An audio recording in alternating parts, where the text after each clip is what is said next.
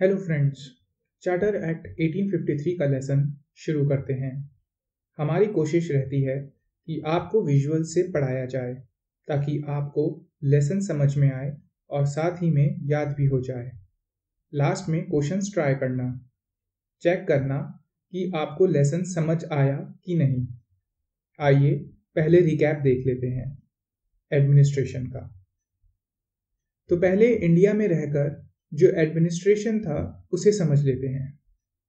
India में सबसे ऊपर था ऑफिस ऑफ गवर्नर जनरल। इस ऑफिस को चार्टर एक्ट 1833 में बनाया गया। इससे पहले इन्हें गवर्नर जनरल ऑफ बंगाल कहा जाता था। इसके बाद गवर्नर जनरल इन काउंसिल बनाया गया, जिसमें गवर्नर जनरल के 4 एडवाइजर्स थे। अब यहां एक कंफ्यूजन है। अभी तक मतलब चार्टर एक्ट 1833 तक जो हमने गवर्नर जनरल इन काउंसिल समझा और बहुत सारे स्टडी मटेरियल्स भी बता रहे हैं, उसमें 4 मेंबर्स थे। एक गवर्नर जनरल, एक कमांडर इन चीफ, एक परमानेंट मेंबर और एक लॉ मेंबर। लॉ मेंबर के पास वोटिंग राइट्स नहीं थे।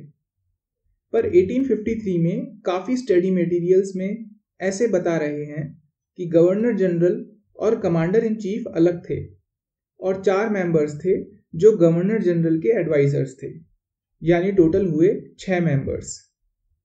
तो अगर आप में से किसी को इसका क्लैरिफिकेशन पता है तो आप कमेंट सेक्शन में बताएं। अब इंडियन एडमिनिस्ट्रेशन जो ब्रिटेन में था उस पर बात करते हैं। पहले कोर्ट ऑफ डायरेक्टर्स बना रेगुलेटिंग एक्ट 1773 से। ये ईस्ट इंडिया कंपनी की एग्जीक्यूटिव बॉडी थी। पिट्स इंडिया एक्ट 1784 के बाद ये सिर्फ ईस्ट इंडिया कंपनी की सिर्फ कमर्शियल एक्टिविटीज ही देखती थी। फिर 1784 में बोर्ड ऑफ कंट्रोल बनाया जो ईस्ट इंडिया कंपनी के पॉलिटिकल मैटर्स देखती थी। अब थोड़ा चार्टर एक्ट 1853 के बैकग्राउंड के बारे में समझते हैं, यानी क्या क्या नई सिचुएशंस थी 1853 में। रिकैप देखते वक्त आप लोगों को भी लगा होगा कि एडमिनिस्ट्रेशन के इतनी सारी अलग अलग बॉडीज हैं, तो अब इतनी बॉडीज हैं तो पैसे भी लगेंगे और डिसीजंस लेने में भी देर लगेगी। यही हो रहा था बोर्ड ऑफ कंट्रोल और कोर्ट ऑफ डायरेक्टर्स की वजह से। ईस्ट इंडिया कंपनी ने इस दौरान और भी एरियाज एनेक्स कर लिए थे। ईस्ट इंडिया कंपनी ने सिंध, पंजाब और भी काफ़ी सारे स्टेट्स पर कब्जा जमा लिया था। 1833 में जो गवर्नर जनरल ऑफ बंगाल को गवर्नर जनरल ऑफ इंडिया बनाया, उससे काफ़ी सारे एडमिनिस्ट्रेटिव डिसीजंस बंगाल के फेवर में आ रहे थे, जिससे बाकी गवर्नर्स को इशू हो रहे थे। अब डिसेंट्रलाइजेशन ऑफ पावर की बातें होने लगी। इंडियंस को भी अब एडमिनिस्ट्रेशन में शेयर देने की बातें होने लगी। इन सभी बातों को ध्यान में रखकर चार्टर एक्ट 1853 बनाया गया। आइए अब चार्टर एक्ट 1853 के प्रोविजंस के बारे में बात करते हैं। सबसे पहले बात करते हैं गवर्नर जनरल के ऑफिस के बारे में। तो हमने पहले ही इस कंफ्यूजन पर बात कर ली है। गवर्नर जनरल इन काउंसिल में 4 मेंबर्स थे। एक लॉ मेंबर था पर उसके पास वोटिंग राइट्स नहीं थे, पर अब चार्टर एक्ट 1853 से उसके पास भी वोटिंग राइट्स आ गए थे। 6 नए मेंबर्स ऐड किए गए गवर्नर जनरल इन काउंसिल में, जिन्हें लेजिस्लेटिव काउंसलर कहा गया। अब टोटल 12 मेंबर्स हो गए थे काउंसिल में। 1853 के एक्ट से एक अलग लेजिस्लेटिव काउंसिल बनाई जिसे इंडियन सेंट्रल लेजिस्लेटिव काउंसिल कहा गया। इसमें 4 मेंबर्स लोकल गवर्नमेंट द्वारा अपॉइंटेड थे। लोकल गवर्नमेंट यानी बंगाल, मद्रास, बॉम्बे और नॉर्थ वेस्टर्न प्रोविंस की लोकल गवर्नमेंट। 2 जजेस थे, जिसमें से एक सुप्रीम कोर्ट ऑफ कैलकाटा के चीफ जस्टिस और एक नॉर्मल जज थे। बाकी 6 मेंबर्स 1833 एक्ट वाले ही थे। एक गवर्नर जनरल, एक कमांडर इन चीफ और 4 पहले वाले मेंबर्स। गवर्नर जनरल अब एक वाइस प्रेसिडेंट काउंसिल का नॉमिनेशन कर सकते थे। सभी लेजिस्लेटिव प्रपोजल्स के लिए गवर्नर जनरल का असेंट रिक्वायर्ड था। अब हम इस काउंसिल के लेजिस्लेटिव पावर्स के बारे में पढ़ेंगे। पहली बार गवर्नर जनरल काउंसिल के लेजिस्लेटिव और एग्जीक्यूटिव फंक्शंस अलग किए गए। लेजिस्लेशन अब एक अलग गवर्नमेंट फंक्शन माना जाने लगा। लेजिस्लेशन का काम करने का प्रोसीजर ब्रिटिश पार्लियामेंट जैसे ही था। लेजिस्लेटिव मेंबर अब एग्जीक्यूटिव काउंसिल की पॉलिसीज पर सवाल पूछ सकते थे। अब बिल सेलेक्ट कमेटी के पास जाते थे, ना कि किसी इंडिविजुअल मेंबर के पास। अगर लेजिस्लेटिव काउंसिल कोई बिल पास करती है तो एग्जीक्यूटिव काउंसिल उस बिल को वीटो कर सकती थी। अब हम पढ़ेंगे कोर्ट ऑफ डायरेक्टर्स और उनकी पावर्स में 1853 ने क्या बदलाव किए।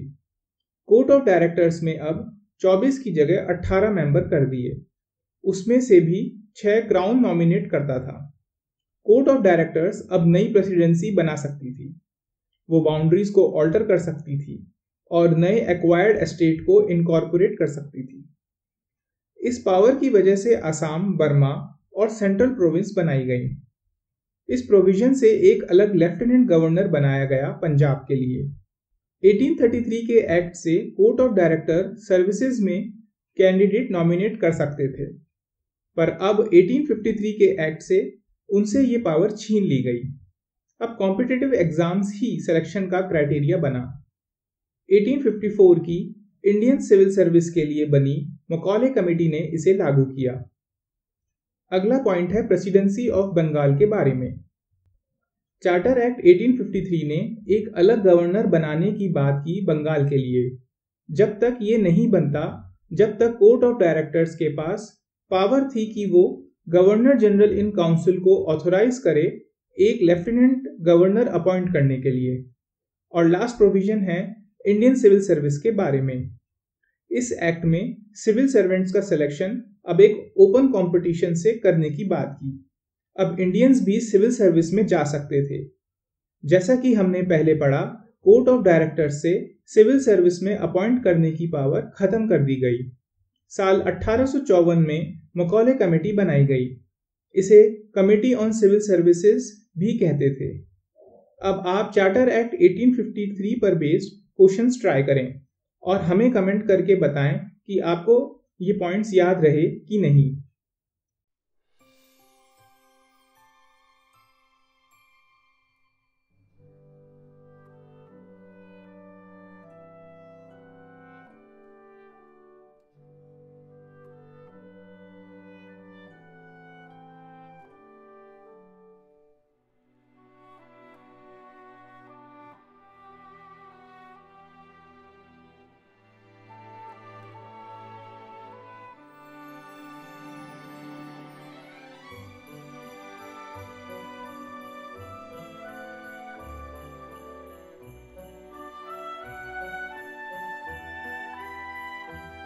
आशा करता हूँ आपको विजुअल तरीके से पढ़ने में मज़ा आया होगा।